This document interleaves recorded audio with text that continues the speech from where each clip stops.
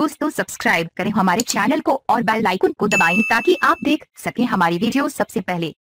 दोस्तों, अगर आप पाकिस्तानी हो तो पाकिस्तान जिंदाबाद, भारतीय हो तो जय हिंद नीचे कमेंट कर दें। न्यूज वीडियो को लाइक शेयर जरूर करें। इस दुआ के साथ कि अल्लाह ताला तमाम पाकिस्तानियों को आपस में इत्तेफाक और मोहब्बत अता फरमाए, हम लाए हैं आपके लिए एक और वीडियो। दोस्तों, न्यूजीलैंड ने पहले टेस्ट के तीसरे दिन अपनी दूसरी इनिंग 56 रन एक खिलाड़ी आउट पर दोबारा शुरू की। विकेट पर उस वक्त कप्तान विलियमसन 27 रन जबकि रावाल 26 रन पर विकेट पर मौजूद हैं। दोस्तों, कल दूसरे दिन पाकिस्तानी टीम सिर्फ 227 रन बनाकर आउट हो गई। पाकिस्तान के 6 खिलाड़ी डबल फिगर में भी दाखिल न हो सके। बाबर आजम ने शानदार बैटिंग का मुजाहरा किया और 50 बनाई। न्यूजीलैंड की तरफ से ट्रेंट बोल्ट ने 4 विकेटें हासिल की।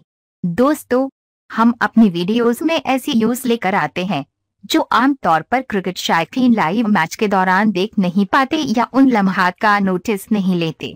ऐसा ही दिलचस्प लम्हा कल दूसरे दिन के खेल में पेश आया। न्यूजीलैंड की दूसरी इनिंग के दूसरे ओवर में हसन अली ने ओपनर लेथम को पहली गेंद पर ही बोल्ड कर दिया और बैटिंग के लिए की विलियमसन क्रीज पर आए। उसके बाद न्यूजीलैंड ने नाइट वॉचमैन को अगले बल्लेबाज के तौर पर तैयार किया, लेकिन की विलियमसन और रवाल ने उम्दगी से पाकिस्तानी बाउलर्स के वार सहे और दिन के इख्तिताम पर क्रीज पर डटे रहे।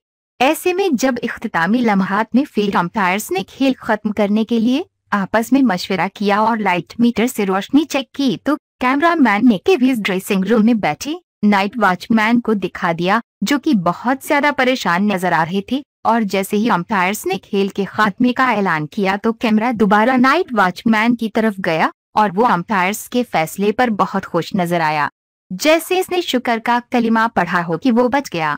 दोस्तों,